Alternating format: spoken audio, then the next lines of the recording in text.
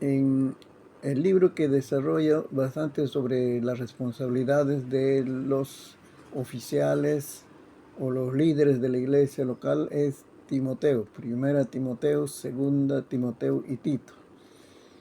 Pero esta parte del estudio vamos a comenzar con Filipenses 1:1, donde menciona a los obispos y diáconos. Filipenses 1. ¿Quiénes son las personas responsables del desarrollo de una iglesia local? Ahí vemos. Dice, todos los santos, ¿cómo es un saludo? Dice un saludo a todos los santos en Cristo Jesús que están en Filipos, con los obispos y diáconos. Ahí está hablando, obispos y diáconos. Entonces están obispos equivalente a pastores, pero también los obispos tenían otro trabajo. Cuando era ya supervisión a otras iglesias, podían ser presbíteros.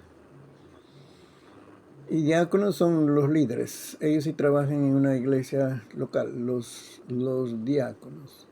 Miembros de una iglesia son los líderes también de la iglesia local. Y aparte de ellos estarían los miembros de la iglesia, los que participan ahí en sus diversas categorías, pero los responsables en administrar son los obispos y diáconos.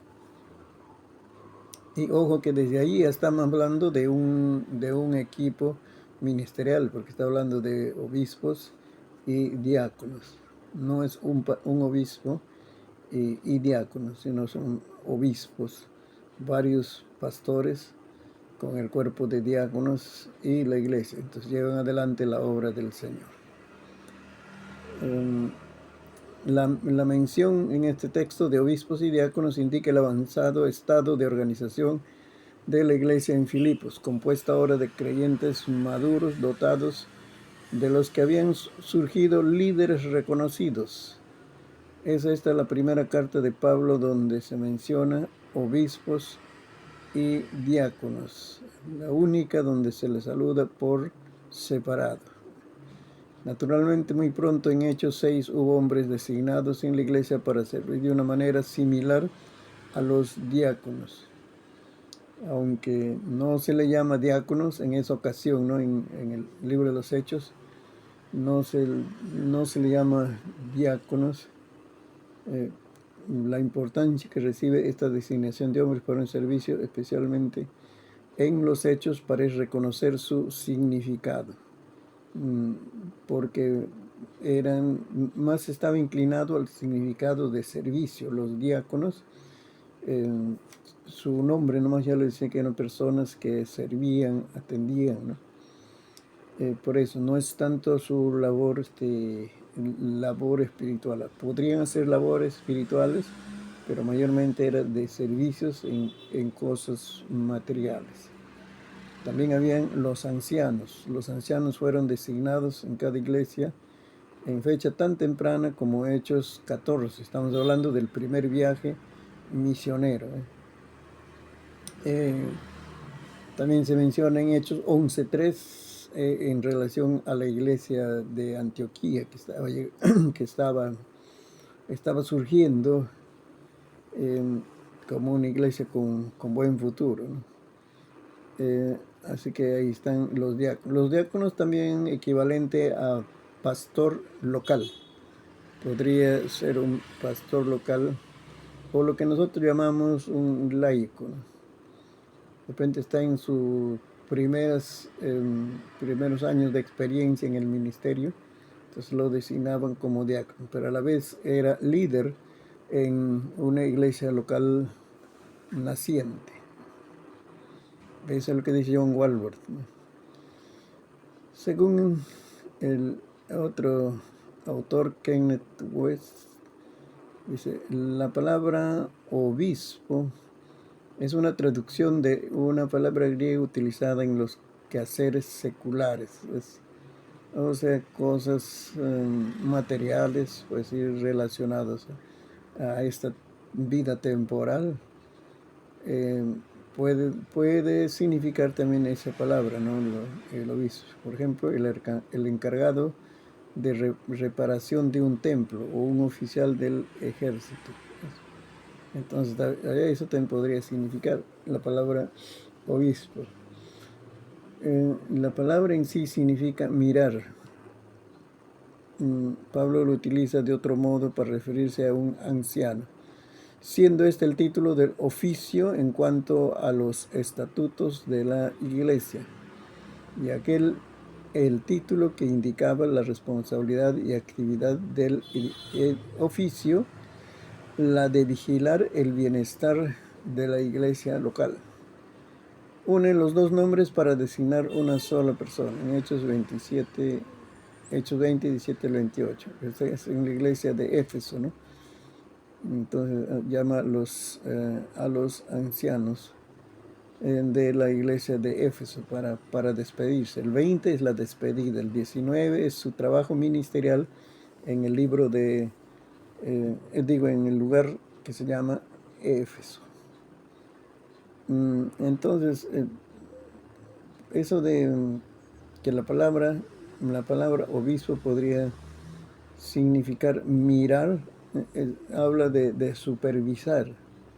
O sea, para supervisar una obra hay que mirar.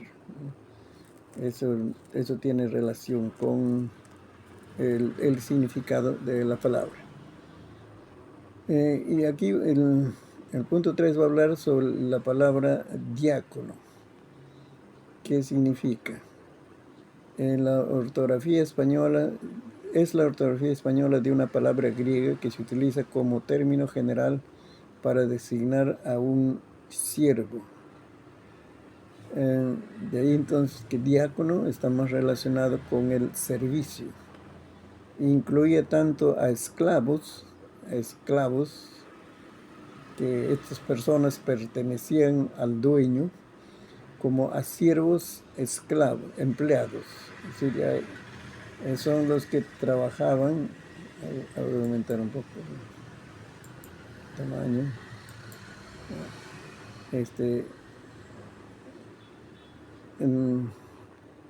Personas que trabajaban por horas, podemos decir, por jornales.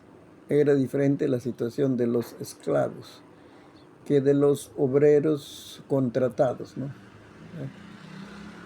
Representaba un siervo no en relación a su amo, sino a su actividad, el diácono. Entonces, lo que se inclina el significado es al siervo que desarrollaba un trabajo por cierta remuneración en un tiempo, ¿no? Pero el esclavo no, el esclavo pertenecía, ya había sido comprado toda su vida por el amo, que es diferente, ¿no? La misma palabra se traduce como servidor en 1 Corintios 3:5 y ministro, 2 Corintios 3:6. Aquí se refiere a una clase específica de encargados en la Iglesia Apostólica. Se nos da el origen del oficio en Hechos 6. Todo lo que se ve es la actividad mayormente de servicio, lo que se nota en eso. A ver, voy a aumentar un poco más el tamaño de las letras.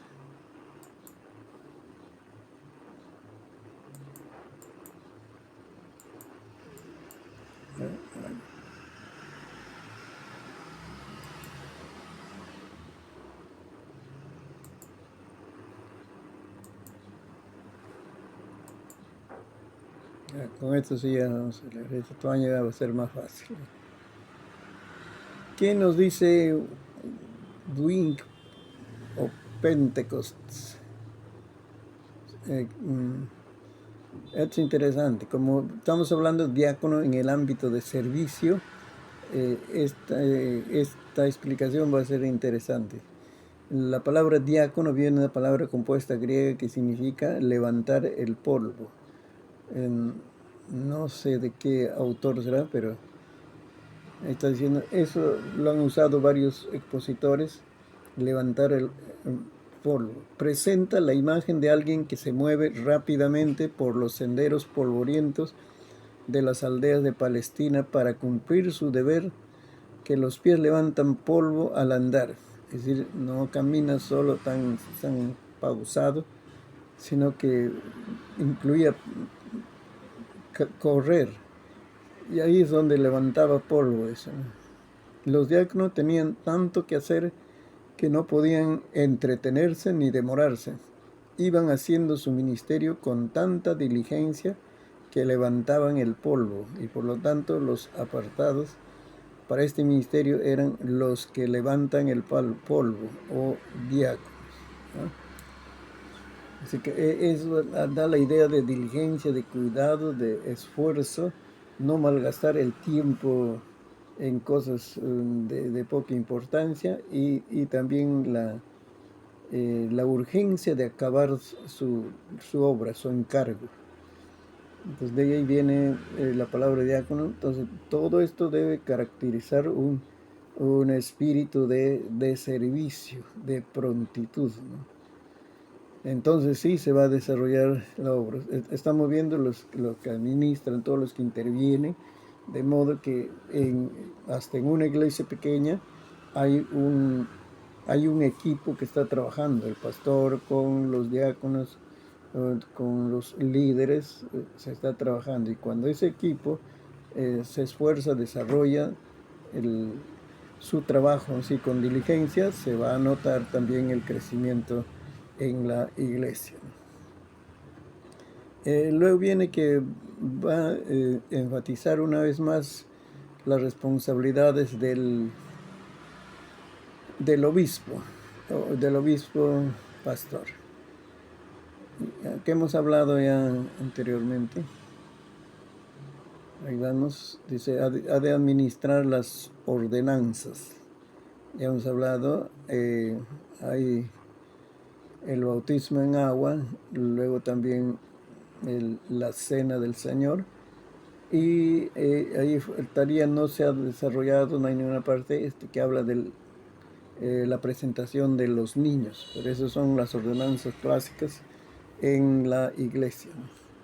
Ha de ser un hombre de oración, porque las cosas en la iglesia, el que promueve, entonces, todo ese desarrollo es el Señor. Y de ahí entonces que el pastor tiene que depender de Dios, ¿no? Y lo demuestra a través de la oración. Entonces todos los asuntos lo encomienda en la mano del Señor, ¿no?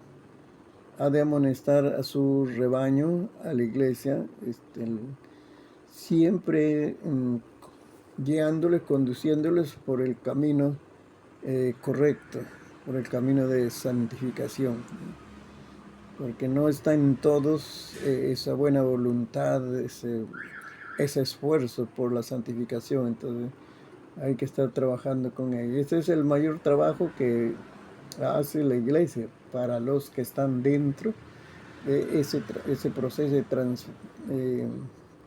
de perfeccionamiento.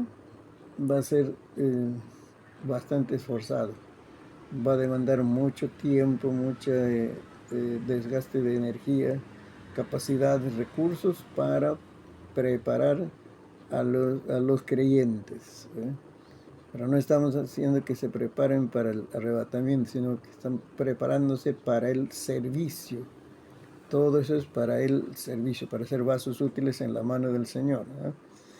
Ha de estudiar la Biblia, el hombre de Dios, el siervo, naturalmente tiene que manejar bien la palabra. Y esto va a ser toda su vida va a tener que estudiar, porque él va a preparar el alimento espiritual y luego lo presenta a la congregación. Luego ha de predicar la palabra. En Timoteo habla de predicar a tiempo y fuera de tiempo. O sea, siempre debe estar preparado para predicar en cualquier circunstancia que se le presente, ¿no? Y también tener un mensaje apropiado de acuerdo al contexto que están sucediendo ahí. ¿Es un cumpleaños o es un velorio, ¿no? Hay personas creyentes o todos son inconversos, no conocen a Cristo. ha de ubicarse en su contexto, y es ahí donde va a presentar la palabra de Dios. También va a exhortar y reprender, es necesario, cuando se le nota cierto debilitamiento, que no se está poniendo el mejor esfuerzo, y por tanto la iglesia no está consiguiendo resultados. Entonces también se necesita motivar a los hermanos, ¿no? Hay diversas maneras y formas. Luego ha de cuidar su propia alma, es decir, eso es parte de su servicio, porque él tiene que desarrollar un ministerio, pero considerando su preparación personal. No puede ayudar a un débil si él está débil. Por eso tiene que tomar la fortaleza del Señor para ayudar a los otros. Entonces no hay tiempo ahí para debilitarse, desanimarse, esas cosas. Él tiene que aprender a manejar esas situaciones adversas, difíciles que le pasa al ministro de Dios. Ha de cuidar las almas de otros. Está hablando de su destino más allá de esta tierra. Por eso el hecho de almas, ¿no? Cuidar las almas de otros, porque es lo que tienen un destino eterno. Eso sí, las personas de aquí en esta tierra están escogiendo su destino eterno. No es que han sido escogidos algunos para el cielo y otros para el infierno, sino que Dios ha escogido a todos para el cielo. Pero el camino al infierno está de tantas buenas intenciones de arrepentirse, de volver a Dios, pero no concretaron en una situación específica, ¿no? No hicieron un compromiso con Dios. Y por eso entonces se pierden en la condenación eterna. Pero a los que han decidido seguir a Cristo, entonces hay que cuidarlos, criarlos para que puedan ser fuertes, ¿no? Ha de apacentar y conducir a su rebaño, la iglesia, donde ha sido establecida. Ahí debe conducir, y conforme al Salmo 23 dice, a lugares donde hay descanso. Ahí va a encontrar alimento para su vida, y otros lugares de descanso también donde va a encontrar agua, porque eso es lo que habla el Salmo 23. Claro, está hablando simbólicamente, pero es necesario tomarlo en cuenta esto. Las personas en esa relación pastor y oveja tienen necesidades espirituales, emocionales, sociales, donde eh, Dios puede suplir esas necesidades, pero que hay que llevarlo por el camino de la fe. Ha de ser ejemplo de todos. Eso es el desafío, ¿no? Es el desafío que se tiene. Y es algo que el siervo de Dios debe asumir como que es posible, ¿no? No es con orgullo y jactancia, pero él debe tener la talla moral más alta de los demás.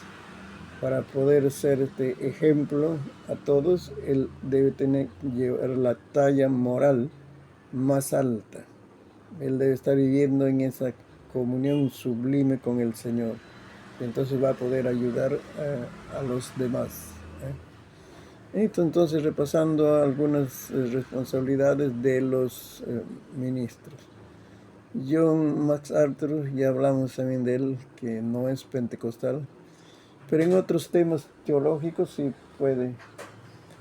eh, puede describir, desarrollarse. Y aquí en cuanto es interesante la forma como desarrolla sobre las labores del pastor, desde 4 perspectivas, según Hechos 20, 19 al 22.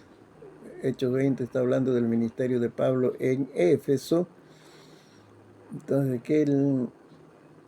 ¿cómo lo desarrolla? Dice, Primero ve una perspectiva correcta en cuanto a Dios, sirviendo al Señor con toda humildad y con muchas lágrimas eh, y pruebas que me han venido por las acechanzas de los judíos. Entonces, esa es una perspectiva en cuanto a Dios. ¿A quién está sirviendo? A Dios.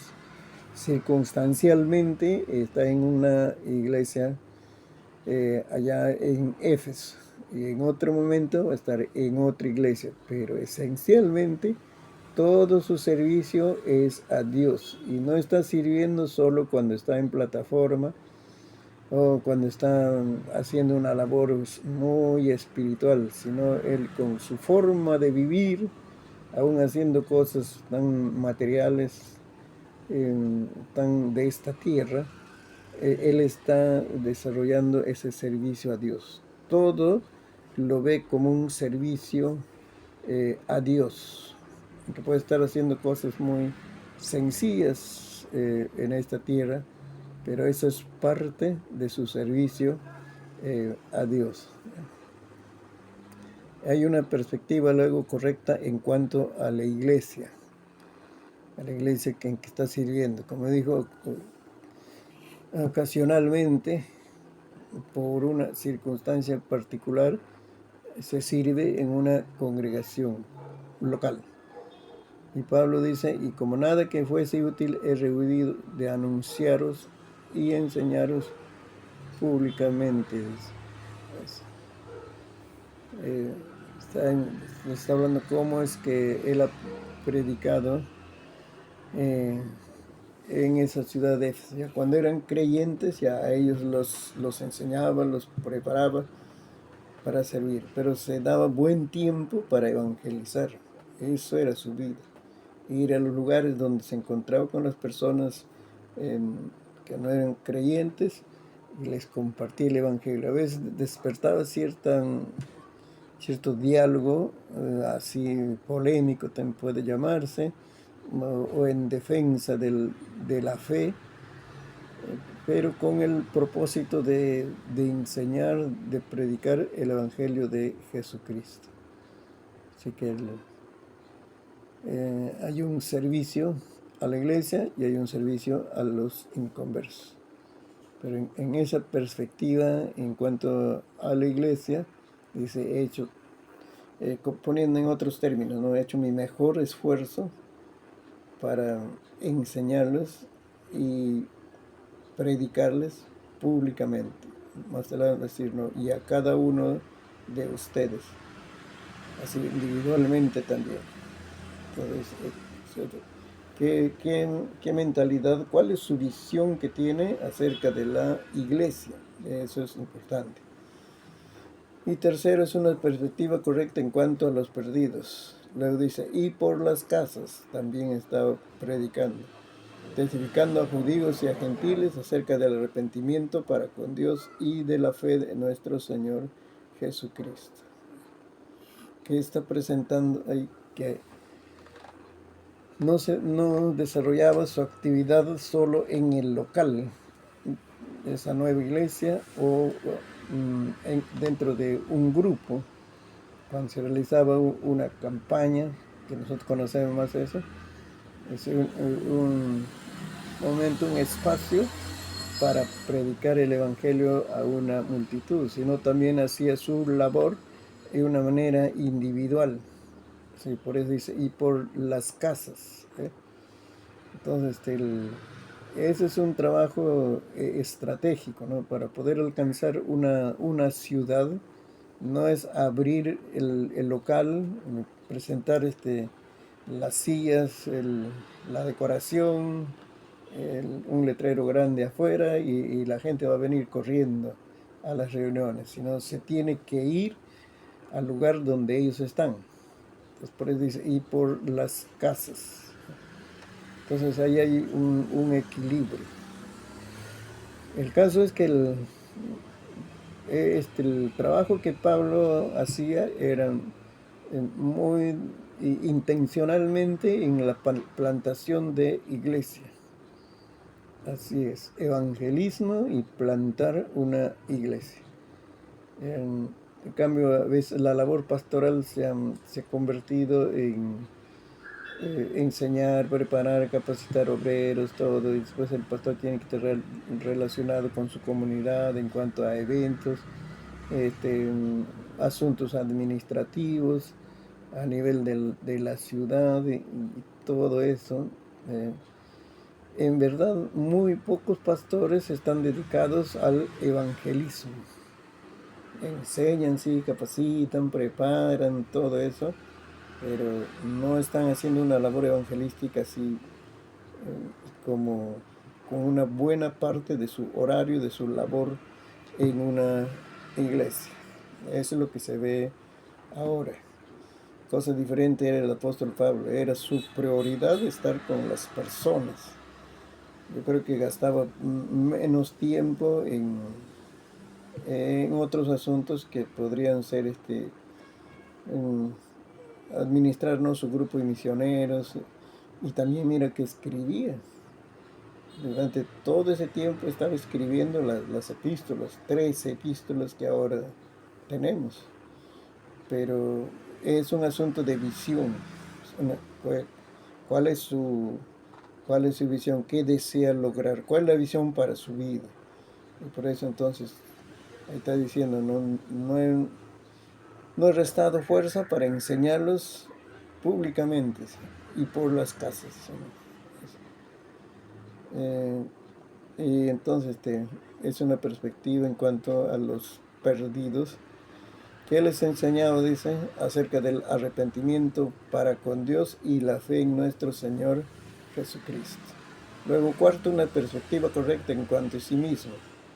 El obrero, el pastor, debe también tener una visión correcta acerca de sí mismo. Pablo que decía aquí, yo ligado en espíritu, voy a Jerusalén sin saber lo que allí me ha de acontecer. Todo confiaba en el Señor, todo esperaba en el Señor, ¿no? Así que es necesario también tener una perspectiva, un punto de vista equilibrado en cuanto a nosotros, ¿no? Y lo que estamos desarrollando nuestro servicio al Señor. Y con el tiempo ya sabemos, nos ubicamos en el ministerio que más desarrollamos y aprendemos a trabajar en equipo también para poder complementarnos. No es que el pastor va a saber todos los ministerios, va a ser usado en todos los dones espirituales y más los dones de servicio, él va a tener la habilidad. Él puede tener por información y por su capacidad de liderazgo, pero su ministerio es particular. Él destaca en algún ministerio. El mismo escritor John MacArthur destaca 5 prioridades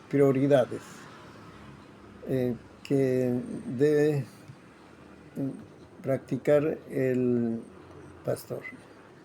Dice, mantener una buena relación con Dios. Por tanto, mirad por vosotros mismos. Claro, hay que cuidar, hay que atenderse a uno mismo, hay que darse la atención a uno mismo, no espere que lo atiendan. Es bueno las personas que por agradecimiento, no por ese sentir de afecto, nos atienden, se nos brindan facilidades materiales en esta tierra, pero no debes depender de ello, no debes equilibrar, evaluar, ¿no? Sino el afecto, ni tampoco vamos a ir evaluar si el plan de Dios está aquí o no está ahí, está aquí por la atención que te dan en tus oyentes, tu auditorio, puede ser la iglesia, puede ser la ciudad. Lo importante es que hemos llegado a ese lugar por la dirección de Dios y ahora tenemos que desarrollar con todos, a quienes aprecian nuestro trabajo y aquellos que también no aprecian y hasta de repente se oponen.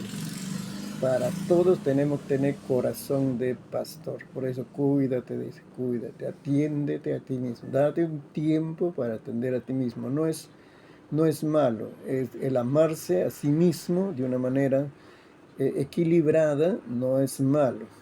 Es la atención, el cuidado que uno debe tener a sí mismo. Pero también dice, debe apacentar y conducir al rebaño de Dios. Recuerde, ellos necesitan guianza. Entonces, es el pastor que en oración tiene que percibir la dirección de Dios para la iglesia. Él tiene que ser entendido en los tiempos en relación a su comunidad y a su país, de acuerdo va desarrollando el ministerio. ¿Cuál es la visión de Dios para Perú? ¿Cuál es la visión de Dios para tu provincia? Una provincia es un territorio un poco extenso. Ahí están otros distritos, otros ministerios, otros siervos de Dios están trabajando. ¿Cuál es la visión de Dios para tu lugar más específico? Tu distrito puede ser, o la urbanización donde estás trabajando. Si es un pueblo en la sierra, para esa comunidad, ¿cuál es la visión de Dios? El pastor tiene que ser entendido en los tiempos y por eso guía. Él es líder, porque para conducir personas, para llevarlos a un destino de desarrollo moral y espiritual, un destino de éxito espiritual, así hablemos. Uno tiene que conocer el proceso, cómo llegamos allá. Desde aquí que estamos hay una meta, pero cómo llegamos allá, acompañados con la congregación. Eso es apacentar, cuidar, no es solo púlpito. Púlpito es una parte del trabajo, en predicar, enseñar, hacer sesiones, es parte del trabajo. El trabajo en sí es guiar a esas personas a un destino, un objetivo. No es solo que lleguen al cielo, bueno, que lleguen al cielo. Ese es el producto final, pero debe llevarle a un destino de desarrollo, de éxito, que sientan feliz, que están en el camino del Señor y están teniendo frutos para Dios, el Evangelio está prosperando en su familia. Tenemos que tener bien claras las cosas, ¿no? Tercero, sigue diciendo Max Arthur, amonestar y vigilar, proteger el rebaño de falsos maestros y otros emisarios de Satanás. Hay que anticiparse. Nuestra predicación y enseñanza debe tener también elementos apologéticos, o sea, que defiendan la fe, que defiendan las buenas costumbres, porque nuestro mensaje va a tener competencia. Hay otros que están hablando de ese mismo tema. Usted habla de familia, el psicólogo habla de familia. El Dirección Regional de Salud de tu distrito, provincia, también está hablando, ¿no? El Estado. Los políticos están hablando, los comunicadores sociales están hablando de familia. Tu mensaje tiene competencia, entonces por eso tienes que dar ahí en todo ese material la respuesta a esas personas que están opinando mal de la familia. Bueno, sería que colaboren, pues, ¿no? Pero lo que se ve pues en una mente sin Cristo, sin Dios, ¿qué opinión van a dar sobre la familia? Una opinión distorsionada. Por eso entonces eso es, yo lo llamo vacunarse. Tienes que vacunar a la congregación contra esos mensajes falsos, contra esos maestros falsos también que por ahí van a estar hablando por la televisión, por reuniones sociales, reunión de padres, familias, van a estar hablando esos falsos maestros. Entonces hay que vacunar a la congregación para que no le haga mal esos malos mensajes. Orar y estudiar también para que esté preparado para desarrollar, ¿no?, los estudios bíblicos, las enseñanzas, no, las predicaciones, digo. Se necesita buen material. El predicador, su trabajo es explicar la Biblia. El maestro también, ese es un maestro, por eso nos llamamos pues predicadores, ¿no?, del reino de Dios, predicadores del Evangelio. o maestros de Biblia porque explicamos. No hablamos solo conceptos cristianos evangélicos. Hoy día abundan los sermones conceptuales, puro conceptos cristianos, pero no explican un versículo, sino que ser fiel al Señor, Cristo ya viene. Mira lo que está pasando Rusia, Estados Unidos, son conceptos, pero no agarran un texto bíblico y lo explican parte por parte. Eso es la tarea del maestro, del predicador, explicar la Biblia. Y para eso entonces tiene que estudiar usando los recursos que te han dado en el seminario, la hermenéutica, exégesis. Vas a ordenar tu estudio bíblico con las pocas herramientas que te dieron en el seminario. Cuando hay buena voluntad, ordenas ahí tu lección, tu predicación también, ordenas de acuerdo a la homilética que te enseñaron. Usa esos recursos. Entonces, eso es para eso el tiempo, ¿no? De estudio, de análisis del texto y luego lo presentamos, ¿no? Escribe. Un buen trabajo es escribir. Escribe lo que vas a predicar. O sea, algunos se preparan para predicar, espero que ustedes no sean, tienen solamente su tema y su texto. Ya su tema es un tema que bueno, les nació por una inspiración, un tema largo. Y este es mi texto, pero no hay de más. ¿Qué más va a hablar? No, ese momento el Señor nos da en el momento, nos da el Señor. Pero se agotan. En poco tiempo ya no tienen que decir y entonces repiten las mismas cosas. Pero cuando analizas el texto, mira, tienes 66 libros para predicar. Ahí tienes 66 sermones. Tienes 86 versículos. ¿Dónde está mi otra Biblia? La tengo marcada en 1180 y tantos capítulos. Ahí tienes tantos sermones. De cada capítulo, un sermón no va a ser. Y si haces por cada capítulo 2 sermones, ya tendrías más de 2000 sermones. Ahí están los textos. El texto bíblico para ser explicado.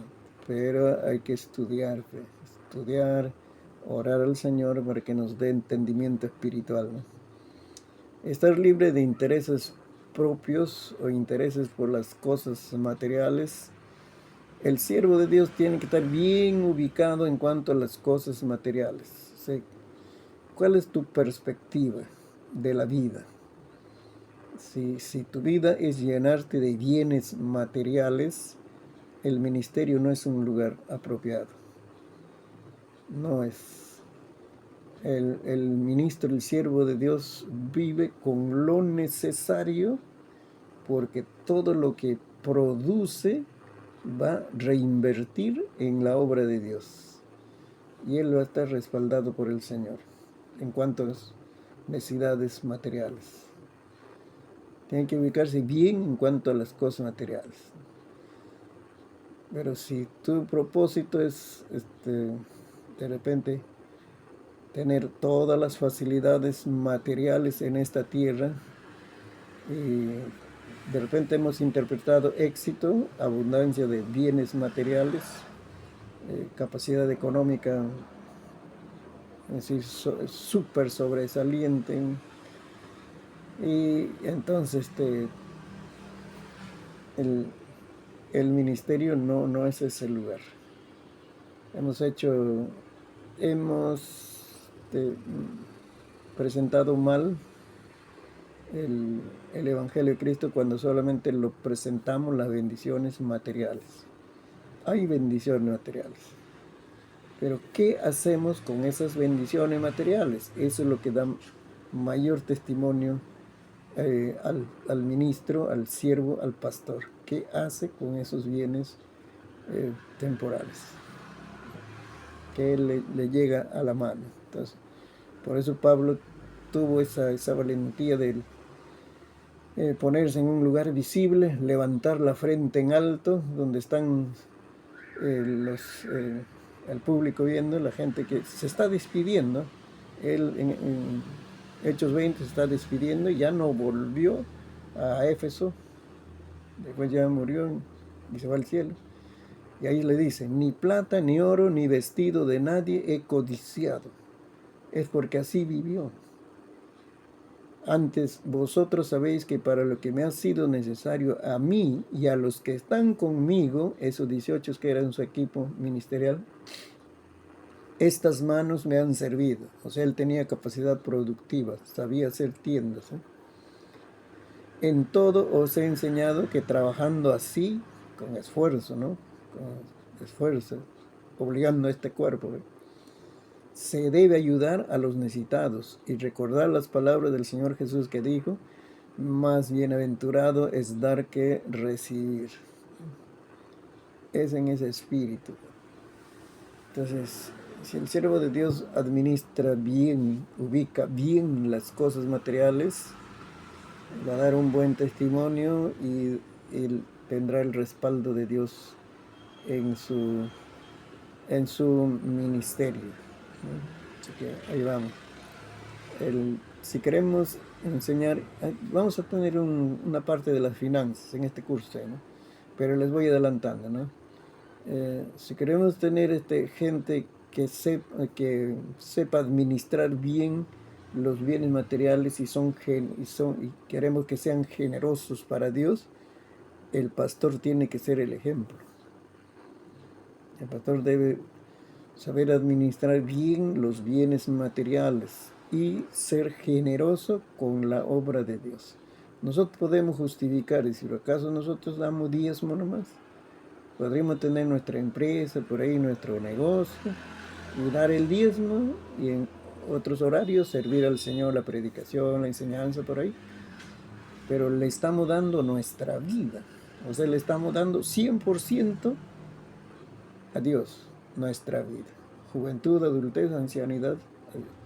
Pero además de ello, de los ingresos que tenemos como siervo de Dios, la ofrenda pastoral, las ofrendas por enseñanza, las ofrendas por visita, nos invitan ahí a predicar, de eso damos el diezmo. O sea que estamos dando 110%. Es el diezmo. Y aparte las colaboraciones, entonces el pastor está dando 120%. Ahí va, ese es el ejemplo. Entonces, esa iglesia va a ser generosa. Cuando se presente una oportunidad de hacer alguna obra donde se requiere capacidad económica, se requiere dinero, materiales, como he aprendido de mi pastor, así voy a ver, con esfuerzo, con dedicación. Así es, entonces, es la visión del pastor. Y esto se va perfeccionando, hermano. Lo que usted aprende en seminario es parte de lo que el Señor te va a enseñar en forma personal en el terreno ya.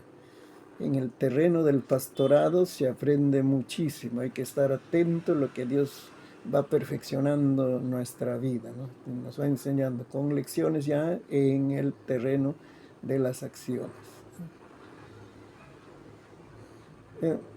Dejamos esto para que su momento de meditación por ahí. ¿Cuáles son las responsabilidades de una mujer en la congregación?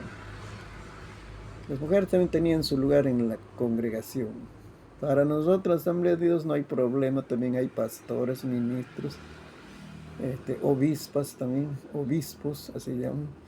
Ahí no hay problema. Dejemos eso. Ya. Ahora